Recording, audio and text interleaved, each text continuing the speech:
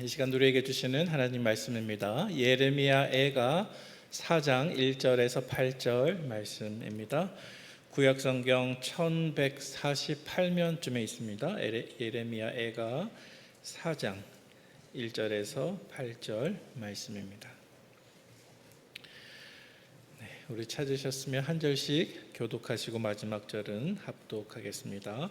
슬프다 어찌 그리 금이 빛을 잃고 순금이 변질하였으며 성소의 돌들이 거리 어귀마다 쏟아졌는고 순금에 비할 만큼 보배로운 시온의 아들들이 어찌 그리 토기정이가 만든 칠항아리 그릇같이 여김이 되었는고 들깨들도 젖을 주어 그들의 새끼를 먹이나 딸 내 백성은 잔인하여 마치 광야의 타조 같도다.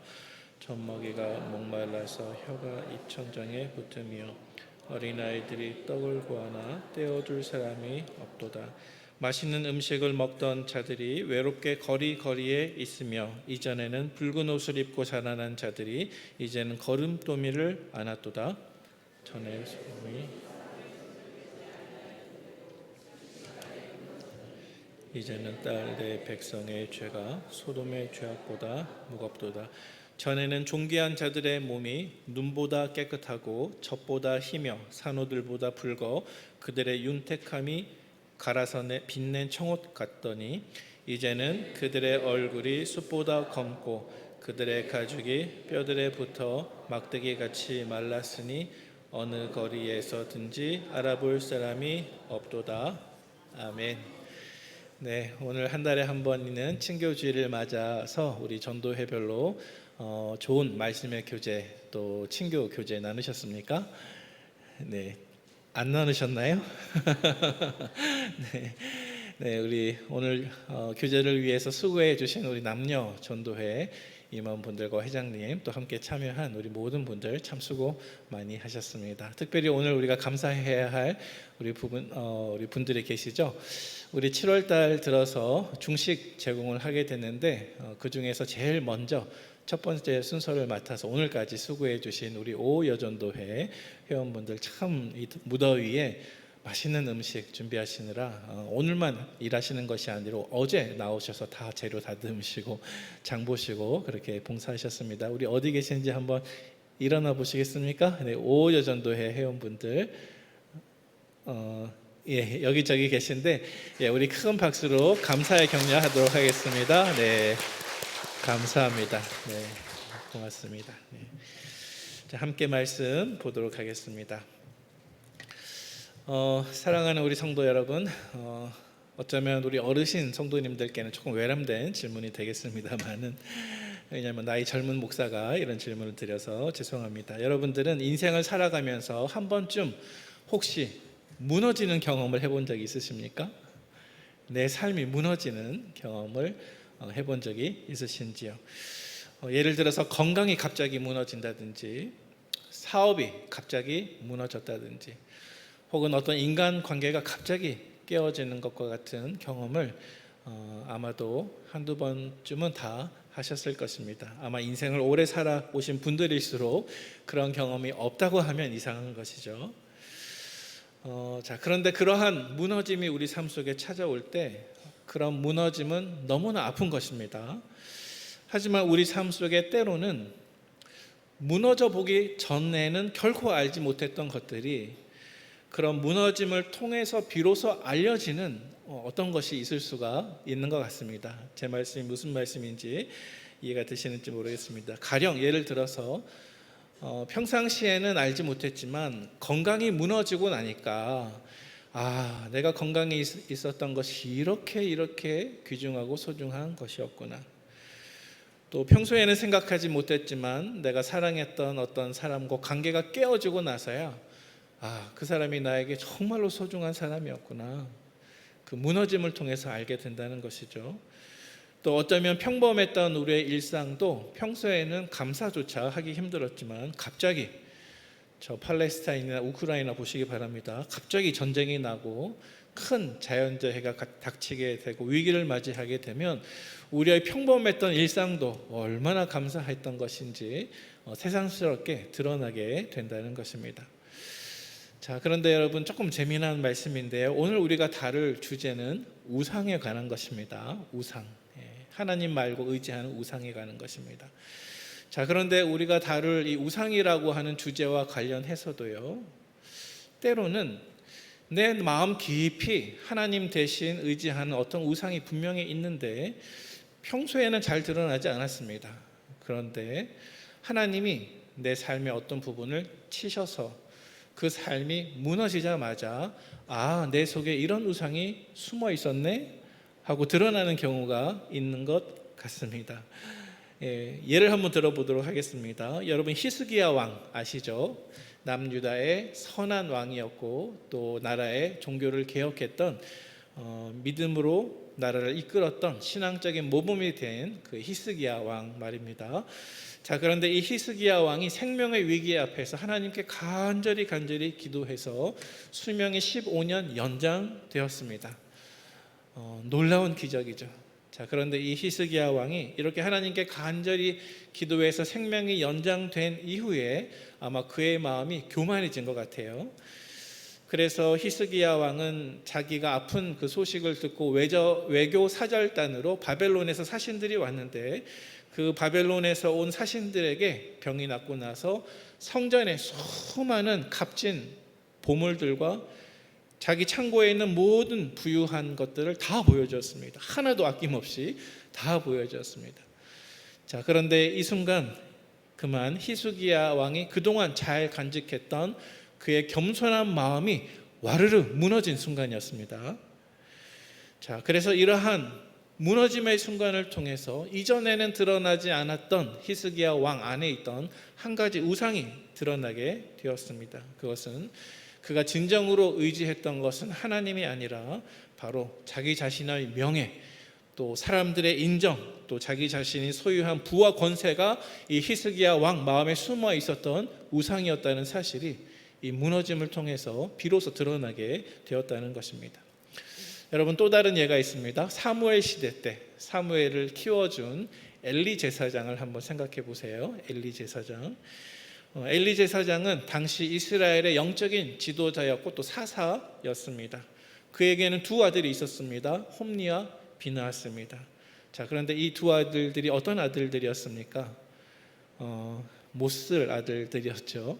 하나님께 드리는 제사를 멸시하고 또 회막에서 심각한 죄를 저질렀습니다. 자, 그런데 이 엘리 제사장은 어떤 일인지, 어찌된 영문인지 성경에 보면 자기 아들들이 잘못했을 때 물론 한두 마디 정도는 책망하는 말이 나오지만 제대로 책망하지 않습니다. 제대로 그들을 만류하지 않았습니다. 그래서 그는 하나님의 거룩하심보다 자기 자녀들, 자기 자식들의 평안을 더 중요하게 생각하는 모습을 우리에게 보여주고 있습니다. 결국 하나님께서는 이 엘리 제사장의 가문을 전체를 무너뜨리십니다. 비참한 결과가 나타났습니다. 두 아들들의 목숨을 하나님께서 거두어 가십니다. 엘리 제사장도 죽습니다. 그리고 엘리 제사장의 생명과 함께 그 제사장직도 함께 꺾어버리십니다. 자, 그래서 그 전까지는 잘 몰랐습니다. 그 전까지는 엘리 제사장의 마음속에 하나님께서 그의 가문 전체를 무너뜨리시기 전에는 이 엘리 제사장의 마음속에 어떤 우상이 있었는지 잘 몰랐습니다. 하지만 하나님께서 그것을 책망하시고 심판하셔서 그 가문 전체를 무너뜨리시는 그 일을 통해서 엘리 제사장의 마음속에 숨겨진 우상이 있었네. 그 우상이 무엇입니까? 바로 하나님보다 내 자녀를 더 사랑하고 더 소중하게 여기는 자녀의 우상이 그 마음속에 있었다는 것이 비로소 드러나게 되었다는 것입니다. 자, 따라서 여러분, 우리 삶 속에 마찬가지인 것 같습니다. 저와 여러분들의 마음과 삶 속에 어쩌면 평소에는 겉으로 잘 드러나지 않아서 알지 못하는 어떤 우상들이 있는데 하나님께서 어떤 경우에 우리의 삶의 한 부분을 무너뜨리실 때 그 무너뜨림을 통해서 그 우상이 이렇게 드러나게 되는 경우가 있다는 것입니다. 오늘 우리가 함께 살펴보는 본문은 예레미야 애가인데요. 우리 지저스 리딩, 우리 성경 통독을 하시는 분들은 아마 어제 이 본문을 다 읽으셨을 줄로 믿습니다. 예레미야 애가는 기원전 586년에 성전이 있었던 예루살렘 도시가 완전히 무너지는 사건을 배경으로 해서 선지자 예레미야가 하나님 앞에서 애통하고 탄식하며 썼던 5개의 시편들을 모아서 묶어놓은 것이 바로 예레미야 애가 말씀입니다.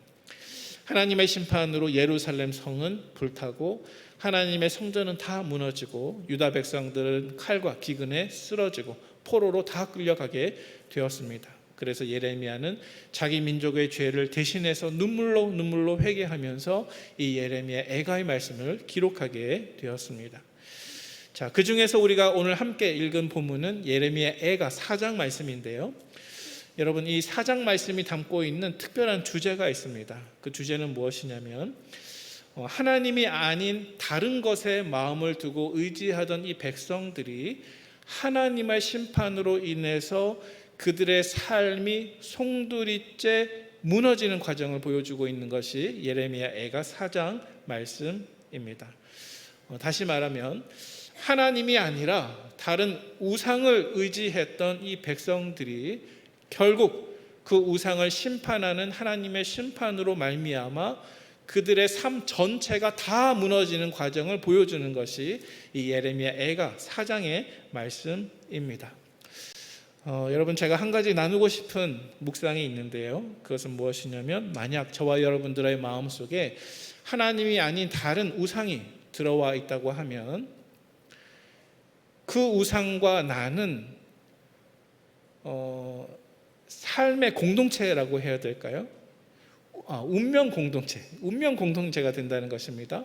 만약 저와 여러분들이 하나님이 아니라 다른 우상을 우리 삶 속에 가지고 있다고 하면 그 우상과 나는 우리 삶은 운명 공동체가 됩니다. 무슨 말이냐 하면 그 우상이 무너지면 내 삶도 함께 덩달아서 무너지게 된다는 것입니다.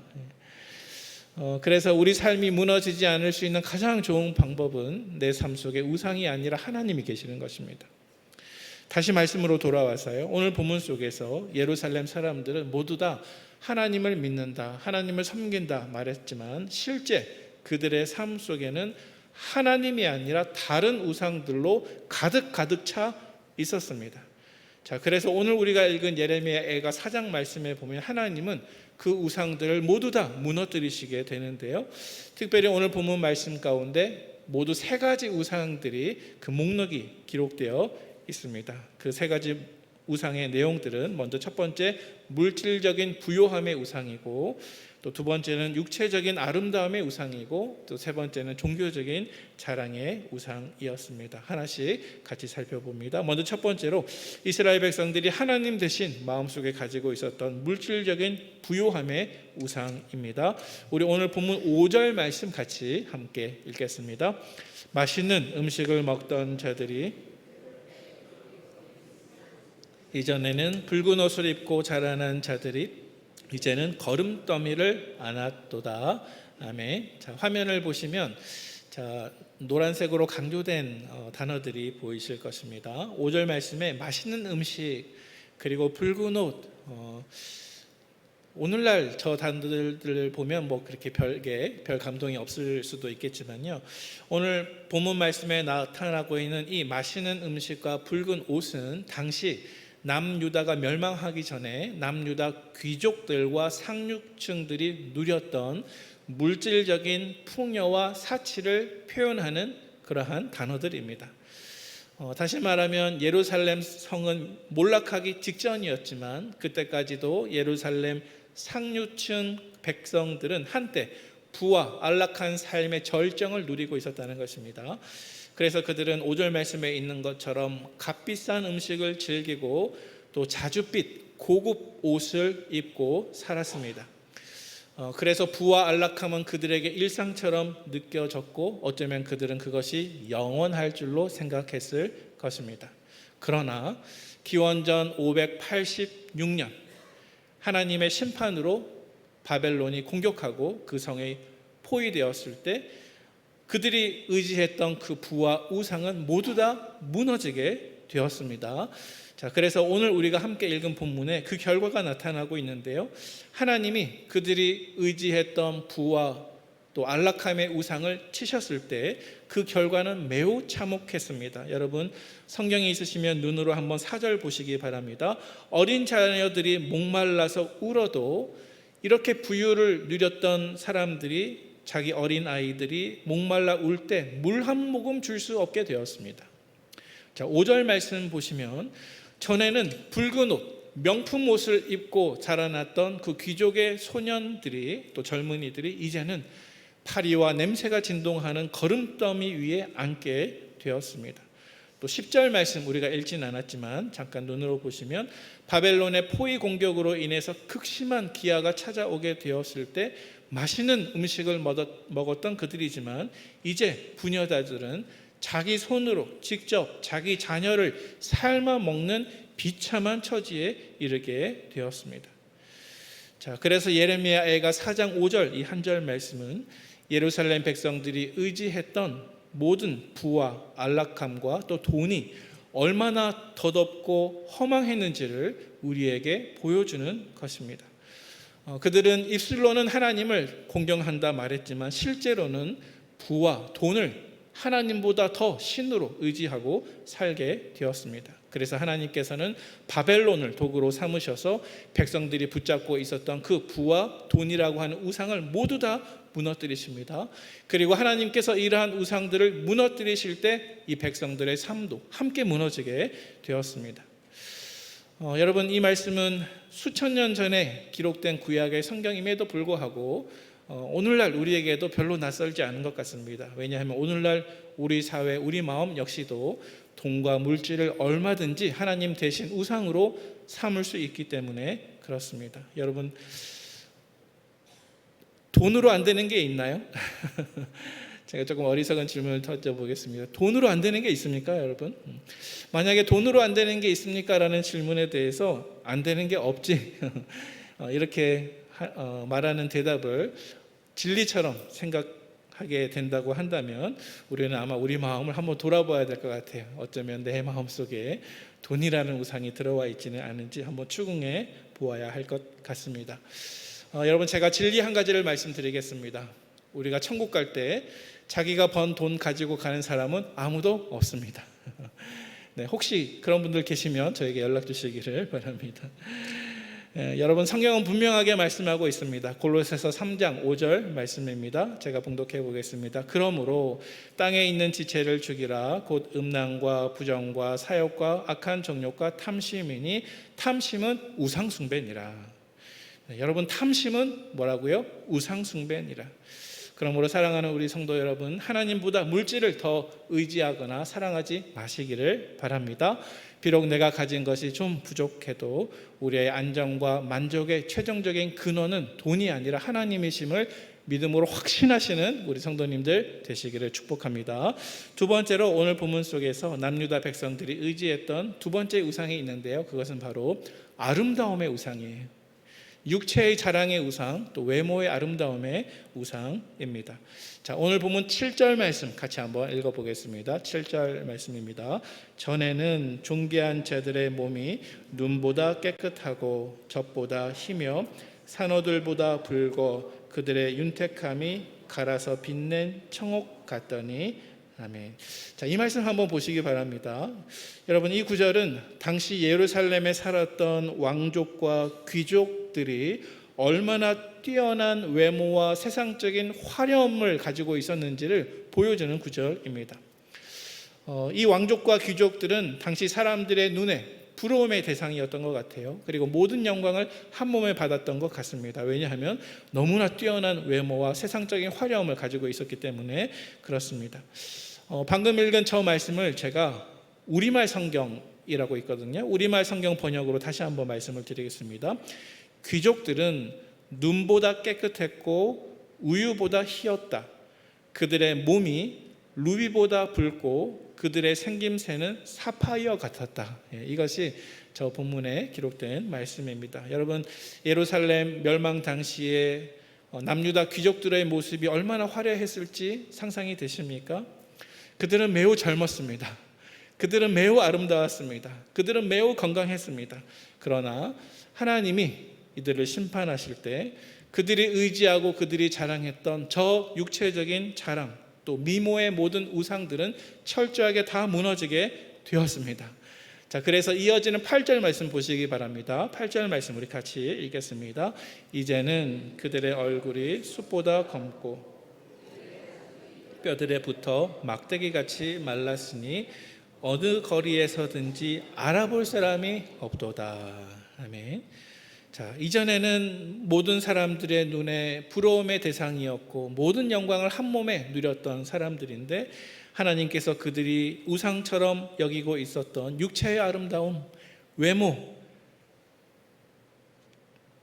또 겉모습, 이런 것들을 우상으로 생각하시고 그것을 치셨을 때 그들이 의지했던 모든 아름다움과 미모는 다 사라지게 되었습니다. 그래서 8절 말씀에 있는 것처럼 화려했던 그들의 모습은 다 사라지고 그들의 얼굴은 숯보다 검게 그을렸고, 여러분, 숯보다 더 검은 것이 있을까요?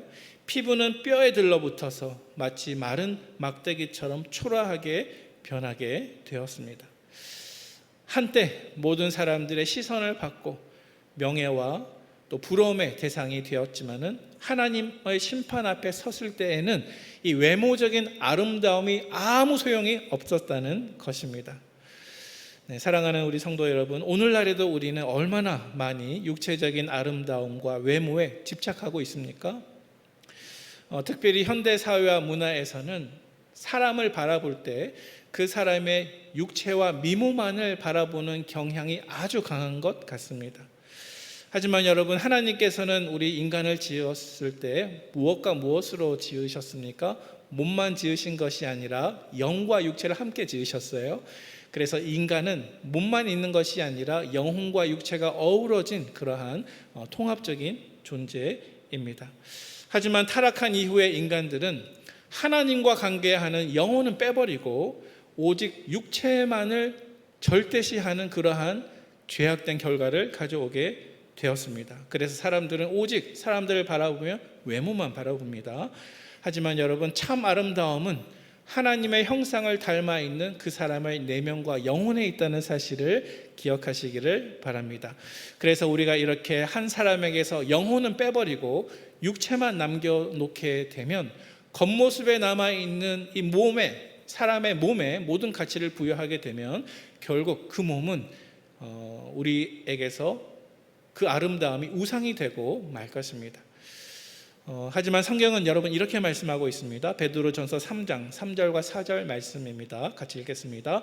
너희의 단장은 머리를 꾸미고 금을 차고 아름다운 옷을 입는 외모로 하지 말고 오직 마음에 숨은 사람을 온유하고 안정한 심령에 썩지 아니할 것으로 하라. 이는 하나님 앞에 값진 것이니라. 아멘. 자, 여러분, 이 말씀이 무슨 뜻을 가지고 있습니까? 하나님 앞에서 하나님이 우리를 보실 때 정말 중요한 것은 무엇이라고요? 바로 우리의 내면의 성품이라는 사실입니다. 자, 따라서 이제 우리는 결코 외모나 육체적인 일을, 육체적인 아름다움을 우상으로 삼는 일을 멈추고 온유하고 안정된 심령, 곧 성결한 삶과 예수님의 성품을 닮아가는 우리의 인격을 힘써 이루어 나가시는 우리 성도님들 되시기를 축복합니다. 마지막 세 번째로 오늘 본문 속에서 남유다 백성들이 의지했던 세 번째 우상이 있습니다. 그것은 종교적 자랑의 우상입니다. 자, 우리 예레미야가 4장 1절 말씀을 같이 한번 읽어보겠습니다.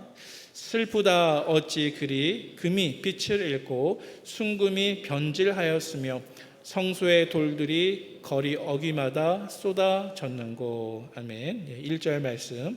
자, 저 1절 말씀에 보면은 금이라고 하는 단어 그리고 순금이라고 하는 단어가 등장하고 있습니다. 여기서 금 또 순금은 단순한 금속을 뜻하는 것이 아니라 하나님의 성전을 뜻하는 것입니다. 여러분, 성전 안에는 금으로 둘러싼 많은 거룩한 기구들이 있었지 않았습니까? 또 하나님의 영광이 이 성전에 실제 임하게 되었을 때 이 성전은 정말 정금과 같은, 순금과 같은 그런 가치를 가지고 있을 것입니다. 자, 그런데 오늘 본문에 보니까 예레미야 선지자는 눈물을 흘리면서 애통하는 마음으로 이렇게 읊조리고 있습니다. 슬프다 어찌하여 금이 빛을 잃어버렸고 순금이 변하였고 성소의 돌들이 거리마다 쏟아지게 되었는고. 바벨론 군대가 예루살렘을 에워싸고 그 성전을 모두 무너뜨렸을 때 성전에 지탱하고 있던 모든 웅장한 돌들은 거리에 곳곳에 흩어져 버린 그러한 무너진 돌더미에 불과하게 되었습니다. 여러분, 예루살렘 성전은 원래 하나님의 성전이고 하나님의 거룩한 임재의 상징이었고 또 유다 백성들의 자랑이었지 않았습니까? 하지만 문제는 무엇이냐면 이 남유다 백성들이 비록 겉보기에는 하나님을 예배하는 백성들처럼 보였지만 실제로 그들의 삶은 하나님을 떠나버린 지 오래되었다는 사실입니다. 그래서 남유다 백성들은 하나님께 계속 불순종하면서도 우리에게는 성전이 있으니까, 우리에게는 제사가 있으니까 하나님이 우리를 지켜주시겠지, 우리는 여전히 안전하겠지, 이렇게 말했다는 것입니다. 실제로 그들의 삶 속에는 하나님이 전혀 계시지 않았지만 그들은 겉으로 드러난 성전과 또 겉으로 드러난 예배의 외적인 형식을 마치 우상처럼 신뢰하면서 그것들이 나를 지켜줄 것이라고 믿고 있었습니다. 하지만 하나님은 이렇게 우상화되어 버린 그들의 종교를 가만 놔두지 않으시고 무너뜨리십니다. 그래서 그들의 자랑이었던 성전을 철저히 무너뜨리시고 또 그들이 붙들고 있었던 모든 종교적인 자랑과 행위가 결국에는 헛된 우상들이었다는 사실을 드러내십니다. 사랑하는 우리 성도 여러분, 어쩌면 이렇게 무너진 성전의 모습과 같이 하나님께서 내 안에 무너뜨리시기 원하시는 하나님 앞에서 형식적인 신앙의 모습이 혹시 내 안에 있지는 않을지요. 혹시 하나님께서 내 삶을 바라보실 때 남유다 백성과 같이 우리의 신앙 속에 하나님이 계시지 않고 그저 겉모습의 예배 생활, 그저 겉모습의 신앙 생활을 의지할 때 어떤 모습을 하나님께서 우상처럼 여기시지는 않으실지요. 당시 예루살렘 백성들은 삶 속에서 전심으로 하나님을 찾거나 순종하지 않고 그저 형식만 남아있는 종교 생활만을 했습니다. 그들은 참된 회개와 참된 순종을 다 잃어버렸습니다. 자, 그래서 하나님은 이러한 솔로몬의 성전조차도 다 무너뜨려 버리셨습니다. 사랑하는 성도 여러분, 하나님께서 심지어 솔로몬의 성전조차도 무너뜨리셨다고 한다면 그 하나님께서 오늘날 저와 여러분들 안에 세워가시기 원하시는 참 성전은 무엇이겠습니까? 하나님께서 저와 여러분들 안에 세워가시기 원하시는 참 성전은 우리의 종교적인 자랑이나 겉모습뿐인 종교가 아니라 살아계신 예수 그리스도께서 내 삶 속에 오셔서 내 안에 참 주인과 참 하나님이 되셔서 우리 안에 거하시는 이 성전, 성령님과 동행하며 성령님과 교제하며 내 속에 거룩한 통회와 회복과 진실한 사랑이 회복된 이 거룩한 성전, 이것이야말로 하나님께서 저와 여러분들 속에 새롭게 세워나가시기를 원하시는 참된 성전이신 것을 기억하시기를 바랍니다. 그리하여서 우리의 모든 삶 속에서 하나님 대신 의지하는 모든 우상을 물리치고 그 우상과 함께 무너질 우리의 삶이 아니라 오직 참된 회개와 순종의 삶을 회복함으로써 하나님이 내 안에 세워가시기 원하시는 참 성전, 복된 거룩한 하나님의 성전들이 다 되시기를 주님의 이름으로 축원을 드립니다. 함께 기도하겠습니다. 우리를 사랑하시는 하나님 아버지, 감사합니다. 주님 앞에 나와 오후 예배까지 온전히 드리며 우리 모든 지체들과 함께 친교를 나누며 귀한 교제를 나눌 수 있도록 오늘을 허락해 주신 은혜를 감사드립니다. 하나님, 우리의 삶 속에 혹 숨겨진 우상이 없는지요? 하나님, 내 삶 속에 아직 드러나지 않았지만 하나님께서 내 삶의 어떤 한 부분을 치실 때 드러나야 할 그러한 우상이 없는지 우리 자신들을 돌아보게 인도하여 주옵소서. 그 어떠한 상황 속에서도 결코 부와 돈과 물질을 우상 삼지 않도록 역사하여 주옵소서. 그 어떠한 상황 속에서도 육체적인 자랑과 외모와 우리의 육체를 우상 삼지 않도록 인도하여 주옵소서. 그 어떠한 상황 속에서도 하나님과의 교제와 살아있는 신앙생활과 순종을 제외한 채 그저 겉모습만 남아있는 우리의 종교 생활이 내 안에 우상이 되지 아니하도록 주님 역사하여 주시옵소서. 그리하여 내 삶이 온전히 하나님만 모시고 성령님과 동행함으로 말미암아 영원히 무너지지 아니할 반석과 같은 굳건한 신앙생활 될 수 있도록 이 시간 예배드리는 우리 모든 성도들의 삶을 친히 축복하여 주시옵소서. 우리를 구원하신 예수님의 이름으로 감사하며 기도하옵나이다. 아멘.